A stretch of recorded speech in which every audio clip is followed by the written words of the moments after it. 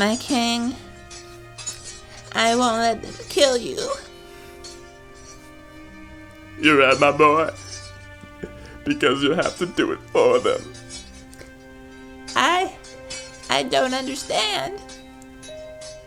The Philistines, if they take me alive, they'll torture me, and then they'll parade my body across the coast and valleys. Please, drive this sword into my heart. I can't kill the Lord's anointed, my king. You must listen. The uncircumcised are coming up this mountain. Promise me, boy, you will not let me die by men who have uncut wieners. I'll do what I must, but I will not leave my king to die alone.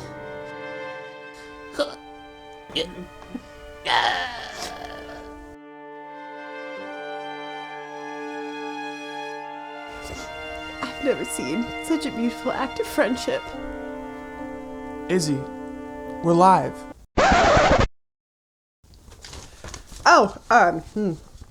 Okay, you're probably wondering how Saul died on this hill. Really? I told you that joke was kind of lame. Anyways, in our last video of Saul, he was riding high in the clouds after a pivotal victory at Jabesh. And now, just like that, he's dead? How did it come to this? Stay tuned, kings, queens, and everyone in between, because we're in for an epic last hurrah.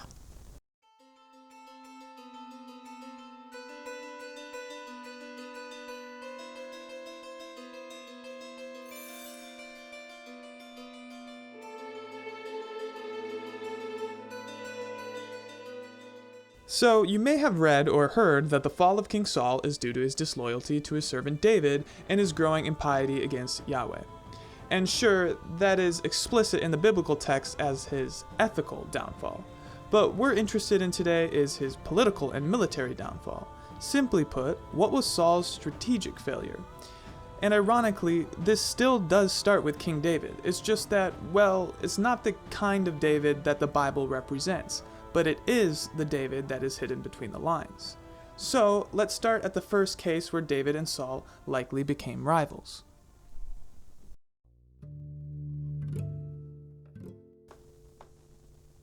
The Valley of Elah, a beautiful and fertile depression located in the Shephelah, where the Philistines and Saulite-led Israelites camped against one another. This is also the first time we hear of the boy David, a son of Jesse from Bethlehem. You probably know the Battle of Elah more as the battle between young David and the giant Goliath. And well, I got some good news and some bad news. Ooh, give me the bad news first. So, the bad news is that textual confusion, corruption, and redundancies in 1st and 2nd Samuel elucidate the notion that King David never actually killed Goliath. Rather, Goliath was killed by a Bethlehemite who was a soldier of David named Elhanan. However, a reconciliation can be made if we acknowledge the possibility that Elhanan was David's youth name prior to his political rise. Whoa, that was a close one. You could have led with that. You asked for the bad news first, and I don't really buy it, but it is, nonetheless, it is possible. Oh, okay. Anyway, here's the good news. Recent excavations at the site of Kirbet Kaiafa, a massive fortress site overlooking this valley, clearly shows that there was a heated military tension between Israel and the Philistines during the time of King Saul. Kirbet Kaiafa is a single period site, so the dating is tight. It's fully occupied during the reigns of David and Saul. Within Kaiafa's walls, there's some legitimate history to be done concerning Saul's battles against the Philistines in the Valley of Elah. 1 Samuel 16 indicates that Saul had recruited Bethlehemites into his fight against the Philistines. Bethlehem will not only be the hometown of David, but moreover the hometown of the successful military family of his father Jesse, a clan that also produces David's top generals, Joab, Abishai, and Zeruiah. Given our earlier videos illustrating Saul's expansion into the Negev, Central Hill Country, and Jabesh Gilead, we can say confidently that Saul has collected some serious manpower, and the need to feed his armies likely forced him into competition against the Philistines concerning the Elah Valley, which is a rich agricultural source that lay between them. Regardless of who defeated Goliath, Saul ends up victorious at the Battle of Elah, not only securing the valley, but driving out the remaining Philistines all the way back to Ekron and Gath. This tells us a few things. First, the Philistines contesting Elah were from the Philistine Gath and Ekron complex. In just the last few decades, we are starting to realize just how massive metropolitan Gath really was during Saul and David's rise. Estimates tell us that it may have been the largest city in the entire Levant, both north and south. And if we assume that Gath and Ekron fall under one administration at this time, the two together make up a size of nearly 100 hectares. That's nearly 4 times as large as my capital of Kunalua. Ooh, so what are you saying? Like they had a killer music scene? I bet they did. But moreover, King Saul's decision to drive out Gittite and Ekronite occupants from the Elah Valley was, well, a bold move to say the least. Though successful at first, Saul's eyes may have been bigger than his stomach. We should acknowledge the real consequences of his campaign west into the Shvela. He just incited the wrath of the largest and wealthiest polity in the entire Levant, Gath, whose elite army was led by a ruthless and competent general, future King David.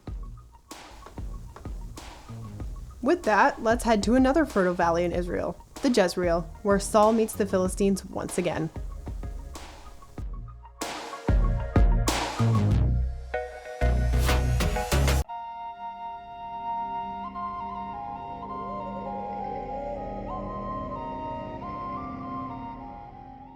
Like the Shvela, the Jezreel offered very high crop yield for Israel. And again, a growing army requires more food. We know for certain textually that Saul controlled the north-central Jordan Valley because of his Jabesh-Gilead campaign. Just across the way from Jabesh-Gilead, the city of Bethshan obstructs the passage into the Jezreel Valley from east to west. During the Late Bronze Age, Bethshan was a pivotal center for the Egyptian Empire, housing chariotry and infantry. The Book of Joshua alludes to this notion of Bethshan's Egyptian inheritance, at least on a level of military power. So the fact that Saul ventured west of Bethshan may suggest that he subjugated the city and its corresponding valley.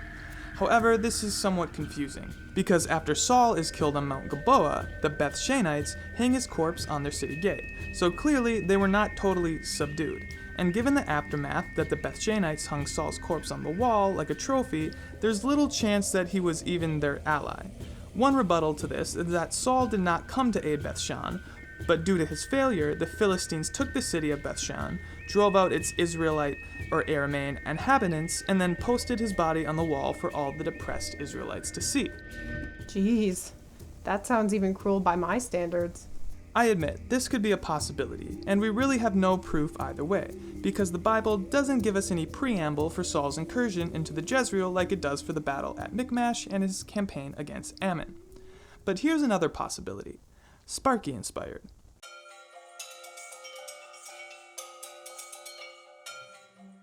So, in 1 Samuel 14, we get a strange and somewhat out-of-place report of Saul's campaigns through the entirety of his reign. Now, this report is eerily similar to King David's in 2 Samuel 8, but there's really no reason to doubt that Saul and David would have identical enemies, given that David will later subsume the territories that Saul collected earlier. So we can't simply say that Saul's campaigns are a duplicate of 2 Samuel 8 and leave it at that. We must remember that Saul allegedly established a stele at Carmel of Judah, and knowing the Bible's later 7th century Judahite centrism, this stele may be the only one of many of Saul's monuments reported by the later Jerusalem editors, since it was established in Judah. 1 Samuel 14, 47-48 reports Saul's general military excursions as follows. When Saul had taken the kingship over Israel, he fought against all his enemies on every side, against Moab, against the Ammonites, against Edom, against the kings of Zobah, and against the Philistines. Wherever he turned, he routed them. He did valiantly and struck down the Amalekites and rescued Israel out of the hands of those who plundered them. Thanks, Izzy. The most peculiar victim of Saul's battles is Aram of Zobah.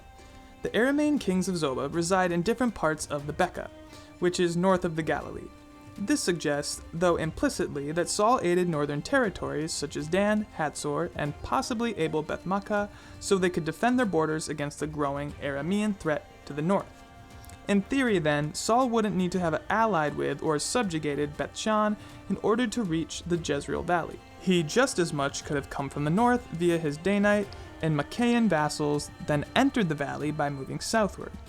Earlier, around 1100 BC, Judges 5 tells us that certain Israelite tribes unified and drove out the Canaanite kings from the Megiddo area, and Benjamin was one of them.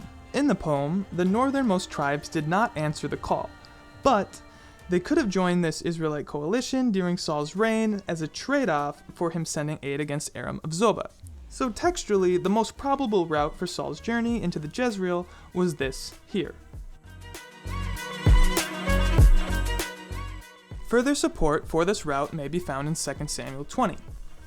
After David takes control of southern Israel, a rebel Benjaminite resists the house of Jesse, fleeing north to Abel-Beth-Maachah for refuge. Later, when David's general Joab sieges the city of Abel-Beth-Maachah, a wise woman meets him at the wall siege, stating that Abel-Beth-Maachah is a sister to Israel. But when was this sisterly alliance made? Well, considering that A, Saul aided in fending off Aramaean incursions into the regions of Abel-Beth-Maachah, and that B, his Benjaminite kinsman Ben-Sheba of Bichri, sought Maachah as a place of refuge, it seems that this sisterly connection was not broadly Israel to Maachah, but more specifically Benjamin to Maachah, and it was probably created or at least honored through King Saul. Anyway, the Philistines meet Saul's incursion head-on at Jezreel. While we get next to nothing textually about Saul's preparation, we get a lot on the Philistine side. It's said that the Sarines of the Philistines joined together in this fight with Achish, king of Gath, leading the charge. Outside of 1 Samuel 28, there's no other report where the Philistine Pentapolis rallied together as one army under the king Achish. Archaeologically, again, Gath is a powerhouse of the region, so there is a kernel of truth in 1 Samuel that if the Philistines gathered together, they would have done it under the influence of Gath. More importantly, though, is that David is present in the preparations at Jezreel, fighting alongside King Achish as his bodyguard. Wait, what? You're saying David fought for the Philistines? But the Bible says he left right before the battle. That it does, Soups, but let's put on our critical hats like good historians do and think about logistics. First, Gath is right here, and the Jezreel is way up here. Ergonomically, this is quite the journey for an entire Philistine army, so to think that David marched all the way from Gath to Jezreel alongside Achish simply to get cold feet before that battle starts and then march even further south to the Brook of Egypt is, well, insane. Such a convoluted scenario is even more ridiculous when you inspect the alleged reasoning for why David departs the battle at Jezreel. While the Philistines are organizing their ranks and battle lines, the rest of the Philistine commanders see David and say, Wait a minute, this guy's a Hebrew. Surely he will turn on us amidst the battle and fight with Saul-eyed Israel. But then Achish is like, Don't worry, he's been my bodyguard for like 16 months. And they're like, Okay, yeah, we trusted him for 16 months, and we didn't care when he marched with us for like 4 days, but now he's gotta go. David sounds like me when I lie to my friends and saying that I was at the movies and I wasn't at my ex's house. Wait, so you really were at your ex's house yesterday? Who said we were friends? Yeah, this should raise some eyebrows. Logistically, it makes zero sense that David marched for days northward with the Philistines, and then seconds before the battle, heads back south to the Brook of Egypt. That's more than a week's worth of useless travel. That seems fishy. But why does the Bible say he did this if you don't think he did this? Well, because it's David's alibi. Alibi for what? Killing Saul.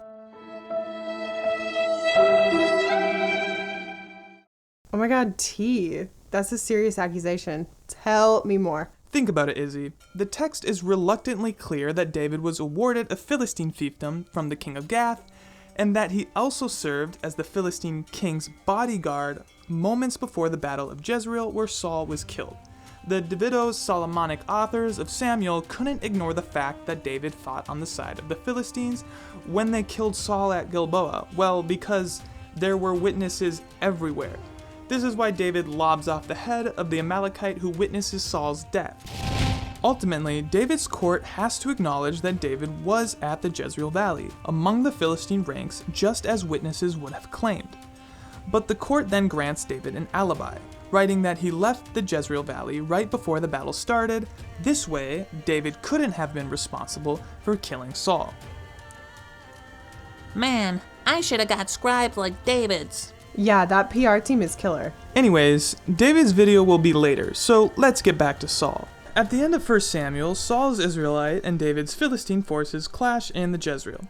Given, however, that Saul commits suicide on Mount Gilboa, it seems that the Philistines pushed him out of the valley and up into the mountains, where he could no longer escape. Helper has argued that for this to have happened, David must have mastered highland warfare along with the typical Philistine lowland warfare. David's skill set finally gave Philistines the edge over Saul's expanding kingdom. Sure, Saul may have had a ragtag group of men, but dang were they masters of guerrilla warfare, slaying any horsemen, infantry, or chariot with slings, stones, and any bronze weapon they could muster. Saul's death was a massive blow to the brand new Israelite kingdom. However, his son Ishbal and his general Abner survived Saul's final battle, so there still is a chance for the Benjaminite-controlled Israel to recuperate. We will see this later in 2 Samuel 2-4 when Abner, Saul's heir, attempts to take David's vassal city of Gibeon, in the highlands close to his father's old military fortress. Psst, they fail. In the end, whether Saul was a corrupted man and taunted by a spirit of Yahweh is anybody's guess, but it is undoubtable that Saul was a legit king and OG father of the Israelite kingdom. He was a shrewd tactician, capturing parts of the Negev, the hill country, the northern Transjordan, the Jezreel Valley, and possibly even north of Galilee. Thus, Saul's kingdom, to our knowledge, was the largest native kingdom ever formed in the southern Levant up to that point. And that feat alone is worthy of respect. Sure, he died in the end, and likely due to his thirst for continual expansion. But we can't ignore Saul's unprecedented achievement, especially when we consider what the legendary kingdoms of Israel and Judah will produce in the future.